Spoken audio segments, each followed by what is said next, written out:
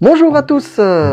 Écoutez, aujourd'hui c'est un numéro spécial parce que je ne vais pas parler de figurines ni de jouets, mais je vais vous présenter une boutique, donc une vidéo live dans le bas de Bruxelles, plus précisément dans la commune d'Ixelles, une boutique qui s'appelle Super Gabi Games et c'est une boutique qui vaut vraiment la peine et nous allons voir ça tout de suite.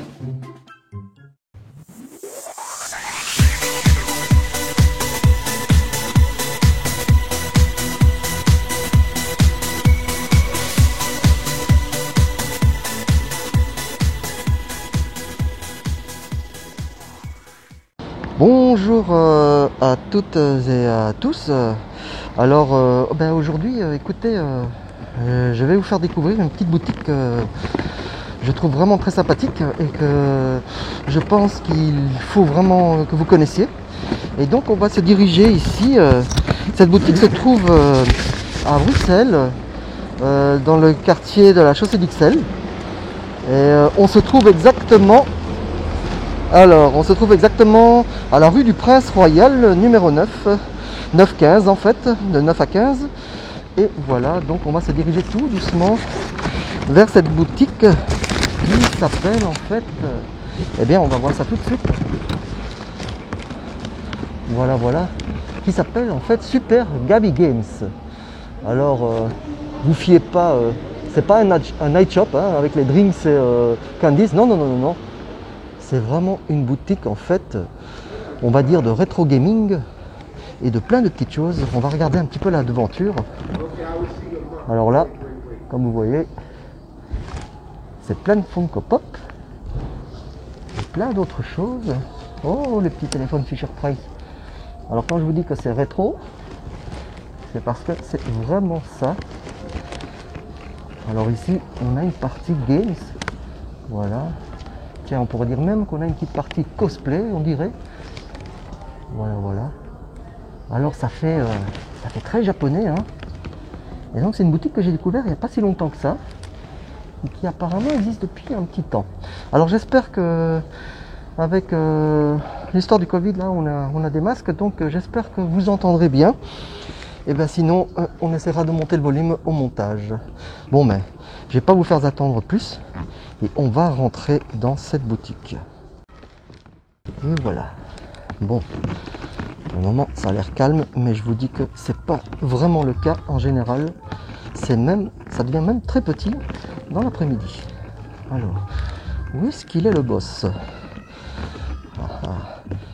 Ah mon Dieu, c'est une vraie caverne d'Alibaba.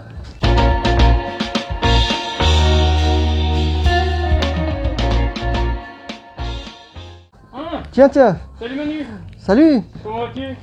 Très bien, et toi? Ben écoute, bienvenue sur la chaîne Toys or Die. Ah, mais...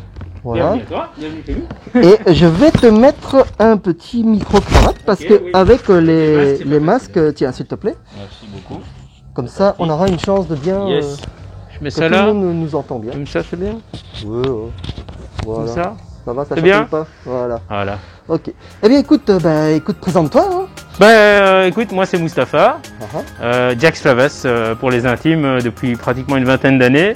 C'est mon surnom que j'ai depuis un peu moins de 20 ans. Ah ouais. Et je suis aussi, comme tu le sais, le créateur, je dirais le fondateur de Super Gabi Games. Ah ouais. Tiens, Super Gabi Games, ouais, le magasin. D'ailleurs, ça m'a intrigué ça depuis le début. Ouais. Pourquoi Super Gabi Games? Ah, bah là il y a une petite histoire, pas très longue, restez avec nous, ça va pas durer des heures. Mais en blague à part, c'est super parce que c'est super. C'est vraiment super, voilà, c'était un truc que j'avais envie. C'est assez typique des années 90-80, on mettait super devant tout. C'est très sympa, ça c'est très américain. Ça me fait penser aussi forcément à Super Nintendo, même si c'est pas ma console de cœur, c'est plutôt la Mega Drive, Sega. Pour les fans de Sega, coucou, c'est moi. Il y en a. Gabi, c'est très simple, ça c'est le plus facile, c'est le plus logique, c'est mon fils, il s'appelle Gabriel, Gabi. Voilà, Super Gabi. Voilà. Et puis il fallait quand même que ça sonne, on va dire clairement au niveau marketing, au niveau recherche, référencement, il fallait que ça sonne, que ce soit facile à trouver sur internet ou même pour les gens. Et il faut que ça soit comparatif avec ce qu'on fait le plus à la base, c'est-à-dire des jeux vidéo. Uh-huh. Donc Super Gabi Games, Ah, ok. tout simplement. Ah, bah, super. Qu'est-ce que je voulais te dire Oui, bah, depuis combien de temps elle existe cette boutique en fait? Alors, Super Gabi Games, on a fêté nos 2 ans il y a 2 mois pratiquement. Ah, ouais. Donc c'était fin juillet. Uh-huh. On a une activité qui a donc entamé sa 3e année. On était d'abord présent, surtout on avait fait un crowdfunding avant le lancement de l'activité. C'était en juin, il y a pratiquement 3 ans, hein, effectivement. C'est une petite boutique qui a de l'âme déjà, quoi. Mais ça commence tout doucement, hein. Je veux dire, il commence à y avoir pas mal de monde. On a plus de 5000 abonnés sur Facebook. Ouais, On arrive à plus de 3500, 600 sur Instagram. D'ailleurs, après ici, je vais mettre toutes les références à ton site et tout le bazar. Hein. Ouais, je fais ça parce que tu vois, on va mettre toutes les références par là. Ouais, je suis un peu plus loin. On va mettre les références de ton site, c'est Ok. sur Instagram, je pense. Oui, exact. Voilà, donc Instagram, Facebook, les réseaux sociaux. D'ailleurs, je remercie toutes les personnes qui nous suivent. Parce que sans les réseaux sociaux, je pense notamment à la période du Covid, Ouais. sans les réseaux sociaux, je pense que ça aurait été quand même assez difficile. Exactement. Il faut vraiment pas les négliger. Au contraire, j'encourage tout le monde à le faire, Ouais. à l'utiliser. Ouais, bah, d'ailleurs, c'est pour ça que je suis là, c'est grâce à ça. Bah oui, oui c'est vrai. Voilà. Donc 2 ans, ouais, bah, c'est une toute jeune boutique. Et Ouais. dis-moi, parce que ici, si on regarde comme ça, bon, t'as de tout, mais bon. Il y a à boire et à manger. Il y a à boire et à manger, ça c'est vrai. J'ai dit qu'au début d'ailleurs, sur l'entrée, il y avait drinks et machin, et j'ai dit non, les gars, confondez pas, c'est pas un night shop.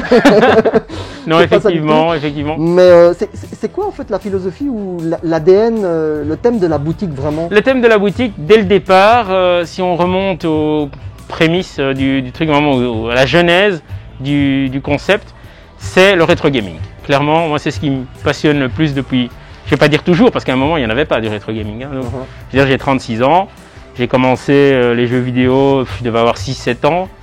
Ma première console, c'était une Sega, une Master System. J'en ai eu avant, j'en ai eu après, mais je ne les ai pas possédés. J'ai fait de la Commodore 64, c'est plutôt du micro-ordinateur, console. Ouais. Et puis, c'est enchaîné. T'étais tombé pile poil dans la Mais voilà, on va voilà. dire quand même, hein. Et donc, j'ai tous ces souvenirs, comme beaucoup de trentenaires, quarantenaires, même cinquantenaires dans certains cas. Coucou. Ah Manu, je t'aurais donné moi. Bah non, mais ça tient jeune. Ouais, hein. c'est bien, c'est bien. Ouais, Ça donc, conserve, hein. faites du rétro gaming, Ouais. ça tient jeune. C'est le meilleur lifting, ça. C'est vrai. Bah, ça rappelle de très bonnes émotions, je pense, pour beaucoup de monde, des beaux souvenirs. C'est générationnel, ok, mais voilà, c'est le thème principal, c'était ça. Tu ne vas pas t'en sortir avec une seule gamme de produits. En tout cas, ici sur la place de Bruxelles et en Belgique, on ne connaît pas beaucoup qui, je dirais, je ne vais pas les citer, mais il y en a quelques-uns Ouais. qui même au bout de quelques années s'est vite rendu compte, c'était pas, même, je dirais au bout de 2 ans, s'est rendu compte, on peut pas faire que du rétro. Alors, je pense d'ailleurs pour ceux qui nous regardent, Voilà. qui sont sur Bruxelles, ils doivent connaître. En tout cas, il y en a une au centre qui est assez connue. Absolument, ici, absolument. Mais c'est vrai ce que tu dis. Hein. Bah oui, pas des masses, très rapidement, il a fallu faire du next-gen, il a fallu proposer des goodies, etc. Bon, c'est sûr que tout ce qui est bonbons, boissons, personne ne le fait. On a la chance de travailler en partenariat direct avec Funko. Donc c'est les fameuses figurines américaines. on va aller voir ça après. On voit ça après, pas de souci. Et donc le thème c'était du gaming, mais on a essayé d'étendre nos activités pour avoir un maximum de personnes pour que cette activité, c'est pas une ASBL. Hein. Le but c'est d'en vivre, hein. C'est mon activité principale. Donc voilà. Et donc, Mustapha, dis-moi, ta clientèle, c'est qui? Alors la clientèle, bah écoute, étrangement, j'ai vraiment de tout. Je m'explique. Dans un premier temps, j'avais effectivement, quand on faisait surtout du rétro gaming, bah, j'avais des trentenaires, quarantenaires, cinquantenaires, masculins essentiellement. On a commencé à étendre parce que j'avais envie d'avoir un maximum de 7 à 77 ans, des hommes, des femmes, des gens plus âgés, des gens de tout. Et en étendant justement nos produits, bah là on a vraiment de tout. On se rend compte que ça va du petit-fils de la mamie qui a envie de lui acheter un truc, au papy vétéran de guerre, entre guillemets, de rétro gaming qui a connu les premiers micro-ordinateurs, etc. Et qui des fois tombe sur justement, voilà, je te donne un exemple si tu veux, parfois tombe sur ce genre de choses là, ça date de fin des années 70. Donc c'est du matériel électronique, c'est un vieux jeu électronique avant les Game & Watch. Joli, c'est Tu vois, avec 1978. les LED rouges là. Oui, c'est ça, Ouais, c'est exactement. ça, ouais. Ce genre de truc, on n'en a pas souvent, c'est vrai, on aimerait en avoir plus. Mais voilà, ça c'est tout à fait ce genre de choses-là qui va peut-être toucher des personnes plus âgées. Et donc au niveau de la clientèle, il y a des garçons, il y a des filles, des gens plus âgés, plus jeunes, des familles qui viennent. Mais alors c'est vrai que ça dépend des produits aussi. Ça dépend pour quel produit. Les bonbons boissons, ça va toucher tout le monde. Ouais. Les figurines, ça va peut-être toucher une tranche de la population. Les jeux vidéo rétro, généralement, c'est des personnes qui ont quand même déjà eu ça quand ils étaient plus jeunes. C'est pas des gamins de 12 ans qui vont venir en acheter. Quoique, on a quand même un exemple. Il existe Pokémon aujourd'hui. Il existait Pokémon à l'époque. Voilà. Ces jeunes de 10, 12 ans, ils disent tiens, c'est marrant, il y avait déjà Pokémon à l'époque. Qu'est-ce qu'il y a comme cartouche? Ah, super. Alors ils achètent une Game Boy, ils achètent un Pokémon Pikachu jaune et ainsi de suite. Et ils redécouvrent des trucs que nous on avait quand on était plus jeunes. C'est vrai qu'à part le côté merchandising et tout ça pour acheter, c'est vrai que tu as un petit musée en fait, hein, quelque part ici.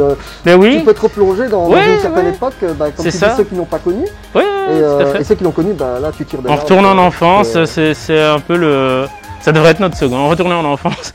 On nous dit ça souvent. Bah oui. Et d'ailleurs, petite parenthèse sur ta boutique, moi la première fois que je suis rentré ici, je sais pas, pour certaines personnes qui connaissent ou qui ont été au Japon, moi quand j'avais été, ça me fait vraiment penser à des boutiques de Akihabara ici. Oui, je suis content que tu me le dises, parce que j'ai pas la prétention de dire qu'on fait genre une espèce de mini Akihabara, mais c'est vrai que c'est dans l'idée. C'est vraiment le concept d'avoir...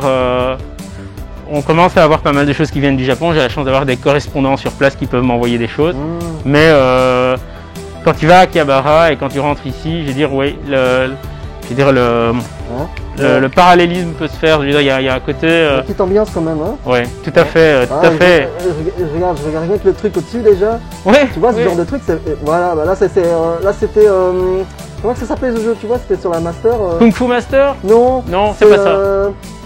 My Hero, je sais plus. Oui, My Hero, oui, exact. Tu vois, tout ça, c'est des petits trucs d'ambiance comme ça qui sont vraiment sympas. Mais oui. Bon, écoute, je te propose. Oui, d'ailleurs, juste avant qu'on passe un tour, moi j'ai remarqué ici, qu'il y avait un truc flagrant. Dis-moi. T'as des Funko Pop, mais. Ah ouais. Déjà du tout, mais au plafond, quoi. Oui. Rien qu'ici. C'est vrai, on a voulu aller jusqu'à l'étage, mais le proprio a dit non. Bon, je vous le dis, hein, ça c'est qu'un mur. Ouais, et puis. Il y en a partout. Hein. On peut dire que Funko prend une place importante. Et pourquoi ça en fait, dis-moi? Il y a plusieurs raisons. La première, de nouveau, on revient, il y a le côté passion, ça c'est sûr. Je veux dire, c'est dans mon cœur, ça ne changera pas. Mais de nouveau, il faut gagner sa vie. Et gagner sa vie implique qu'on doit toucher un petit peu à tout. Funko, c'est des petites figurines mignonnes, assez sympas. C'est du designer toys. Je me permets d'assister parce que chez nous, c'est pas très répandu. Chez les anglo-saxons, oui. Quand on parle des Funko, on dit oui, mais elles sont pas tout à fait pareilles, c'est caricaturé, c'est du designer toys. Donc c'est pas une représentation exacte comme on peut le voir, c'est des figurines qui coûtent généralement beaucoup plus cher, de chez Bandai, etc. Généralement qui viennent du Japon, ou alors de la pop culture, c'est des figurines qui sont faites en résine, etc. Donc pourquoi? Parce qu'il y avait une forte demande. Il n'y a rien à faire. Quand j'ai ouvert, donc c'est-à-dire il y a maintenant plus de 2 ans, avant on avait un pop-up store à Etordé. C'était un magasin éphémère pendant une année. Oui, les pop-up stores. Exactement. Et bon, la durée s'est terminée. On a déménagé ici de manière définitive à XL. Et on me demandait pratiquement 25 fois par jour si j'avais des pop. Puis ensuite, c'était devenu 50 fois par jour par message ou des clients qui passent. On fait pas mal de conventions aussi. Dans les conventions, on s'est rendu compte que c'est quelque chose qui est un produit qui marche bien. Ah ouais, tu vas genre Medinasia, Medinasia, Comic Con, Gaming Reims en France, Facts, etc. Et toutes les bourses aussi, un petit peu partout en Europe. Donc ça permet de se faire connaître, ça permet de trouver des chouettes produits, de proposer à d'autres nouveaux clients, etc. Donc on a proposé ça parce que, ma foi... Alors on a essayé de se distinguer, attention. Le but c'est pas de vendre la pop que ton voisin vend, ou que tu trouves facilement à la Fnac ou chez Cora. Le but c'est d'avoir une variété qui touche le maximum de monde possible, d'avoir des exclusivités, tu le verras ici par exemple. Je disais, le but c'est aussi de proposer, c'est ce qui fait aussi notre force, c'est de proposer des alternatives que tu ne trouves pas sur le marché habituellement. Notamment des exclusivités comme celle-ci, ça c'est une exclusivité qui était sortie en 2018 aux conventions américaines. Ah oui, c'est SDCC par exemple? Par exemple la San Diego Comic Con ou la New York Comic Con, etc. Ou alors tout simplement des choses qu'on importe des États-Unis, qui viennent par exemple de magasins. Box Lunch n'existe pas chez nous, c'est une chaîne de magasins de pop culture et de produits dérivés. On a Hot Topic aussi, Hot Topic et Box Lunch c'est la même maison. Et donc tout ça, ce sont des choses qui sont effectivement trouvables uniquement, entre parenthèses, via Internet bien sûr en faisant venir de l'étranger, mais aussi au travers de fournisseurs américains. Je me permets aussi de souligner une chose. On a vu que ça s'est bien développé vis-à-vis de Funko et qu'on a la chance de travailler en direct avec Funko Europe, on avait négocié des exclusivités propres à nous. C'est-à-dire qu'il y a des propositions qui se font, et moi je dis, bah voilà, c'est ça la tendance, j'ai envie de proposer ça à ma clientèle. Et donc on a pu négocier pour toute la Belgique. La première, c'était la Marilyn Monroe, en noir et blanc, qui est une exclusivité, que en Belgique, tu ne trouveras que chez nous, enfin qu'on a officiellement l'autorisation. Un partenariat clair, quoi. C'est ça, tout à fait. Et la seconde, là ça touchera peut-être un peu plus de monde, surtout, c'est un manga qui est super populaire, c'est Fairy Tail, et là c'est la Natsu. Donc c'est notre seconde, on est vraiment très fiers de pouvoir faire ça parce que la Belgique, la Hollande et le Luxembourg sont souvent délaissés par rapport aux exclusivités, par rapport au reste de l'Europe en tout cas, pour Funko. Voilà. C'est sûr qu'on a toujours ici une politique de mode, on va dire. Si la figurine n'est pas à la mode, on ne prend pas de risque. C'est ça, oui, tout à fait. Alors qu'il y a des collectionneurs qui n'attendent que ça. Hein. C'est ça. Voilà. Et quelque part, en fait, ce qui est intéressant aussi avec Funko, c'est que c'est un cadeau facile. Ça remplace un peu les carteries des années 90, début 2000. Je dirais, sans être péjoratif par rapport aux produits, c'est, comme ils le disent bien, c'est tout le monde est fan de quelque chose. Donc c'est facile de dire, ben, moi j'aime bien ça, ou je vais offrir un cadeau à mon cousin, il aime bien ça. Donc c'est plus facile. Donc forcément, ça prend de la place. Il y a plus de 15 000 références. À un moment, voilà. Alors dis-moi. Là, on est dans les Funko Pop, mais tu nous fais un peu visiter dans les rétro games. Je pense que c'est derrière. Oui, tout à fait. Alors, donc quand on arrive dans le magasin, tu as le choix. C'est comme la pilule bleue, la pilule rouge dans Matrix. Tu choisis. Alors c'est vrai que maintenant on doit choisir. On a mis des flèches, un sens, etc. par rapport au Covid, masque obligatoire, etc. Mais on dira à personne. On va prendre le sens inverse. Là, on n'est que deux là pour l'instant. Voilà, exact, c'est le maximum.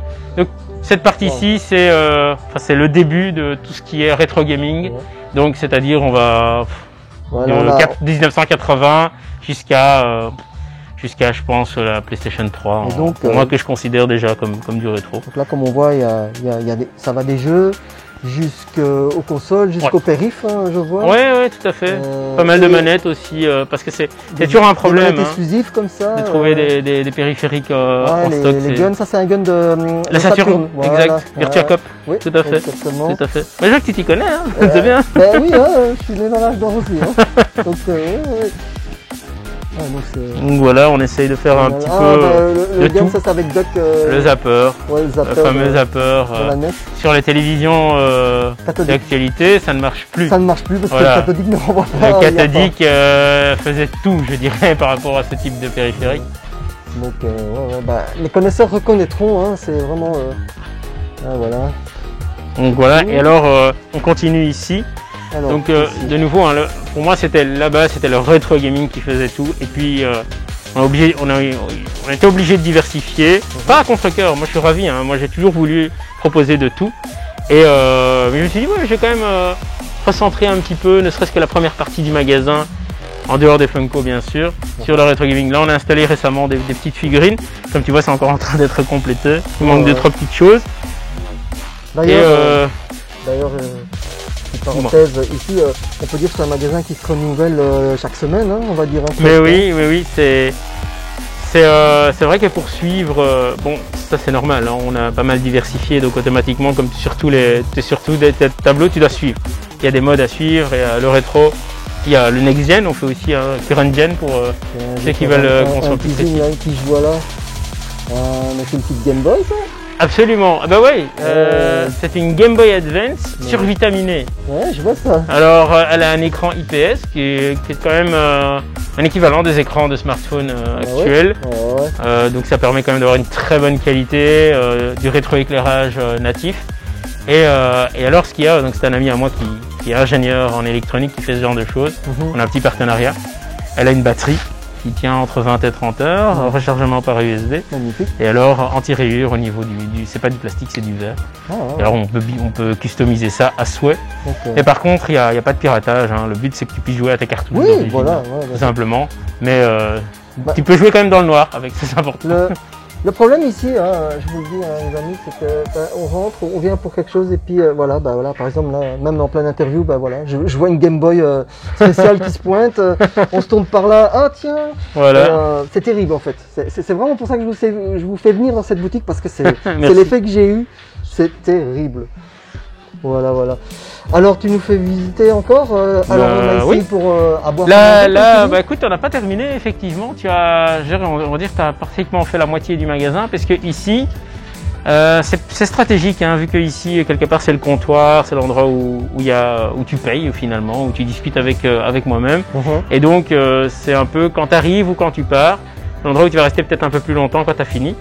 Et je me suis dit, bah, est-ce qu'on mettrait pas, parce qu'on avait commencé déjà de l'autre côté, tout ce qui est bonbons, boissons, d'importation, donc américain, japonais à cet endroit-ci, et effectivement, stratégiquement, ça fonctionne. Parenthèse, on ne fait pas que américain, japonais, puisque, pour ne citer que, tu as les fameux Chupa Chups, donc les fameux sucettes Chupa Chups, on décliné ça en boisson, c'est super délicieux, et ça, c'est coréen. C'est dingue, moi je connaissais pas les Chupa Chups comme ça. Ah bah, je sais qu'ils faisaient des trucs, mais je t'en donnerai un tout à l'heure, tu me diras ce que t'en penses. T'as pas le diabète, tout va bien? Non, ça va, pourquoi c'est... Non, c'est pas si sucré que ça, c'est une blague.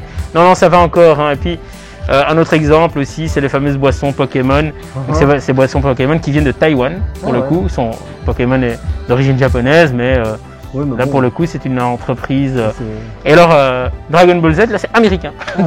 C'est les énergisantes, voilà. Ça, c'est des énergisantes, exactement. Vu, tout à fait. Dingue, ça commence à être répandu. Toutes ne sont pas vendues partout, mais ça commence tout doucement à être répandu. Si tu veux être Vegeta Saiyajin, tu prends un truc comme ça et c'est bon. Voilà, t'en bois 2 et c'est bon. Tu casses la baraque. Okay. C'est ça. Ça va. Tu te transformes. Ok, bah on va continuer. Ouais, je t'en prie. Un petit peu comme ça. Alors, qu'est-ce que tu nous présentes encore? Alors, donc ici, je montre rapidement. Bon, là, il y a eu un petit arrivage de goodies. On fait aussi, je le disais tout à l'heure, tout ce qui est console récente.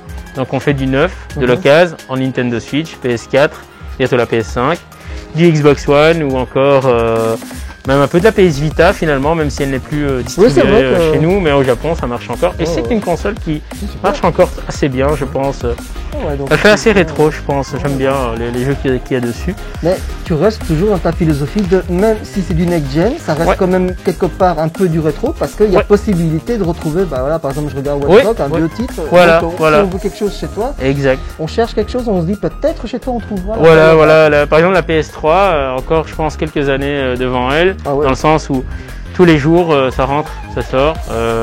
On a aussi des formules où tout ce qui est petits titres, je pense notamment aux bacs de PS3, qui sont à 8 € pièce, 3 plus 1 gratuit.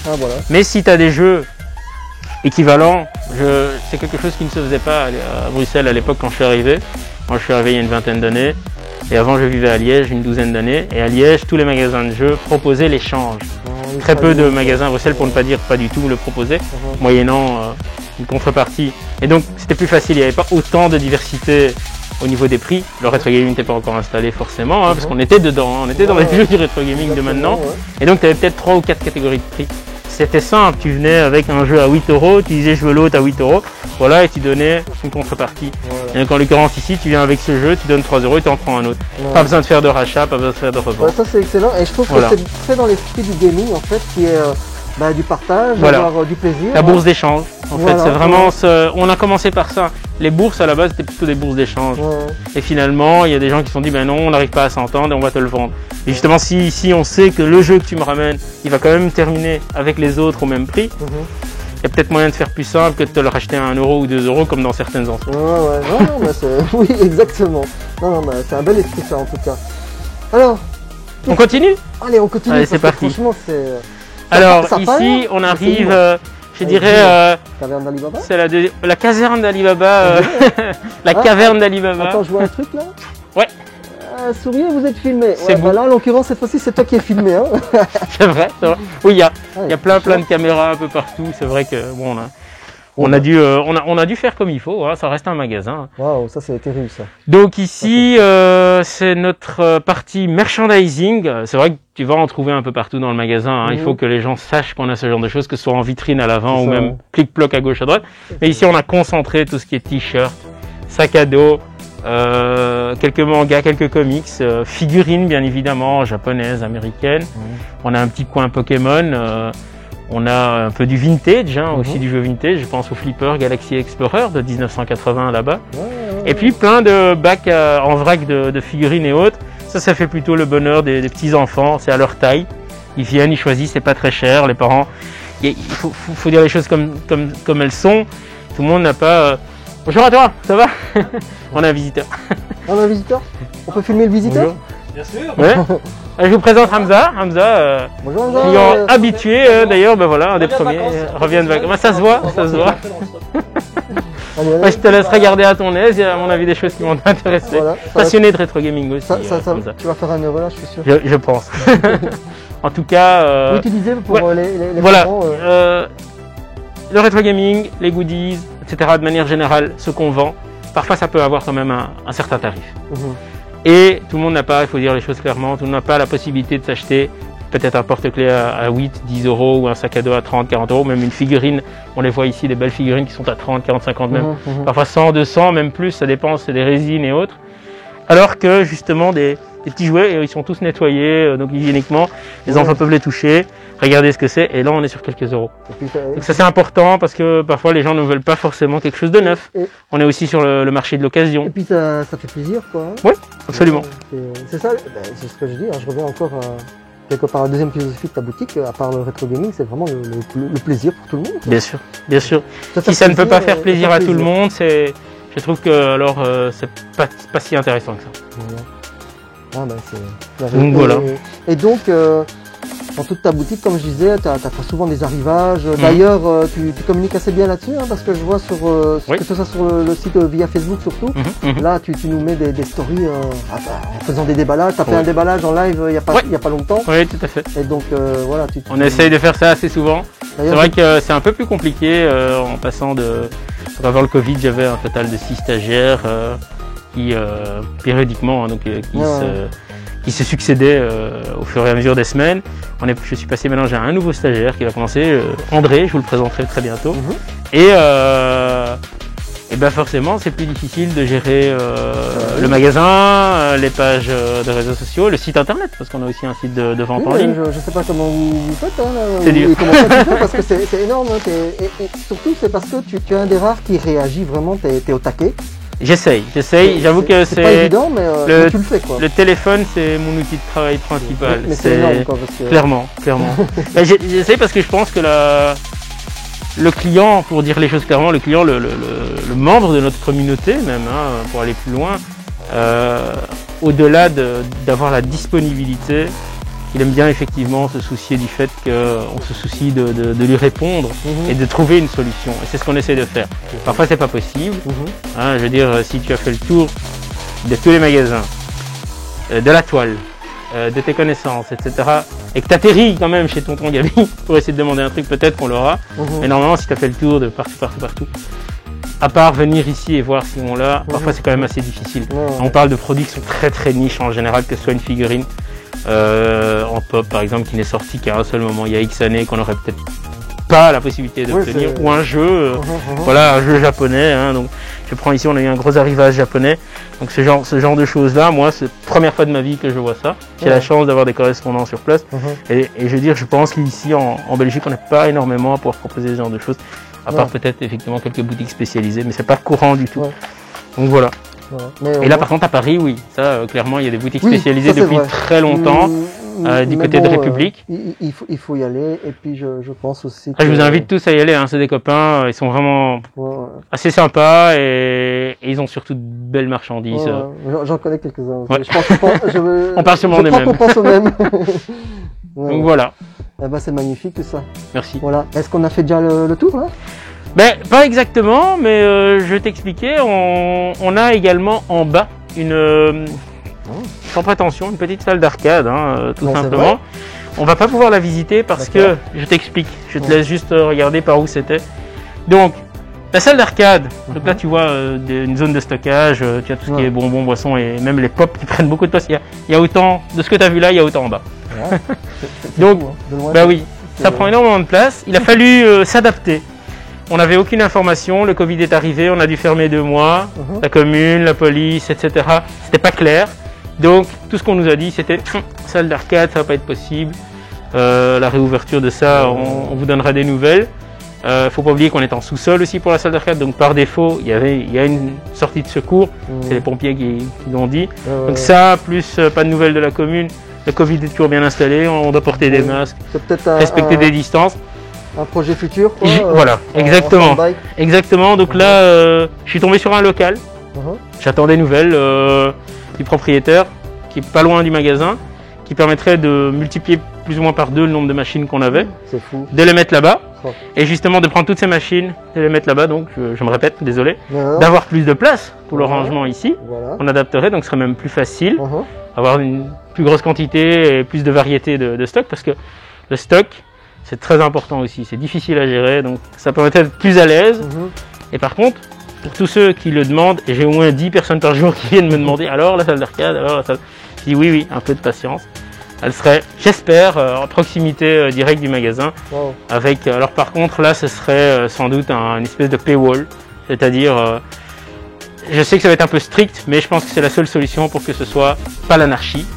C'est-à-dire, tu veux rentrer, tu dois payer pour. Donc c'est vraiment comme si tu allais au bowling, au cinéma, Voilà, etc. voilà. Le but d'aller là, bien sûr, si tu veux visiter, on laisse visiter. Hein. Oui, Ça mais- c'est normal. Mais le but c'est que si tu as envie de jouer, en 1 heure, 1 semaine, un Mhm, abonnement mhm. d'1 mois, eh ben, c'est comme si tu vas au sport. Ouais. Je veux dire, c'est comme si c'est un peu le basic fit du jeu vidéo, Bah, de disons l'arcade. que, ça ne devienne pas un MediaMarkt, quoi. Mais voilà, c'est ça, tout à fait. Le but, c'est pas. Alors, c'était très sympa. Hein. Moi, je l'ai vécu aussi. J'étais très content. Dans les années 90, on allait chez Cora, au Maxitech DGB. Ouais. Il y avait une kyrielle. D'ailleurs, on a des bornes de démonstration Nintendo, Sega en bas. Hein. Mhm. Donc, il y avait une kyrielle de bornes et c'était chouette. Tu pouvais passer l'après-midi là pendant que tes parents faisaient leurs courses. Aujourd'hui, le problème, c'est qu'il y a beaucoup de dérives par rapport à ça. Mhm. Et ça reste quand même. C'est pas un musée, c'est pas une ASBL. Le but, c'est quand même qu'on puisse payer ce que ça coûte derrière, Voilà. les machines. C'est La normal. maintenance des machines, renouveler les machines, les Maintenant, boutons, etc. On peut toujours faire un appel aux dons, hein, Peut-être. une mécène nostalgique peut-être. Ouais, on sait peut-être, jamais. peut-être. Hein. Mais c'est vrai qu'on avait fait un crowdfunding, hein, Ouais, je le déjà, disais tu m'as tantôt. dit, ouais. On pourrait renouveler l'expérience, ça avait bien marché, ça avait touché pas mal de monde. On pourrait le renouveler avec justement ce concept de nouvelle salle d'arcade. Why not? Why not? Why Je not, suis ouvert à toute proposition. Eh ben écoute, merci pour cette visite. Merci à toi. C'était super sympa. Et est-ce que tu as un dernier truc à dire par rapport au projet futur? Bon, là, tu as parlé de la salle d'arcade, je pense que c'est déjà Alors, pas mal, ceux qui viennent souvent au magasin savent que nous avons le souhait d'ouvrir d'autres boutiques. Avec le Covid, tout ça a été mis en stand-by. C'était prévu pour justement pas loin de la période mars-avril. Ça a été mis en stand-by, mais attendez-vous à si tout va bien en tout cas, de nouvelles perspectives pour Super Gabi Games. Super, super. Un dernier mot à dire avant qu'on se J'aimerais surtout te remercier. Oh, mais c'est moi qui te remercie, C'est en vraiment tout cas, très chouette, donc j'invite tout le monde à découvrir ta page YouTube. Et Ouais. donc, redis-moi un petit peu ton pseudo, c'est Coconut. Ouais, c'est ça, Coconut, Coconut. ça c'est pour Facebook. Oui, c'est vrai. Ouais, ouais. Oui, c'est Ouais, juste. j'avais créé ça parce qu'à la base je voulais pas une page PS, mais c'était pour la famille, alors j'ai trouvé n'importe quoi qui Ah bah était ouais. dispo et c'était Coconut. Un jour, je viendrai t'interviewer pour savoir pourquoi Coconut. Voilà, voilà. Voilà. Bonjour. Ok. Eh bien, merci Merci à toi. et à très bientôt alors. À très très bientôt.